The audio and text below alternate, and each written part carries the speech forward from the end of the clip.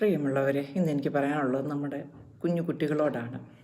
എൻ്റെ കുഞ്ഞു മക്കളെ, നിങ്ങൾ പഠിക്കാനിരിക്കുമ്പോൾ ഈ ഐസ്ക്രീം, ന്യൂട്ടല്ല, ലോലിപോപ്പ്, ക്യാൻഡി, പിന്നെന്താണ്, ഒരുത്തി അവിടെ ചിരിക്കുന്നുണ്ട്,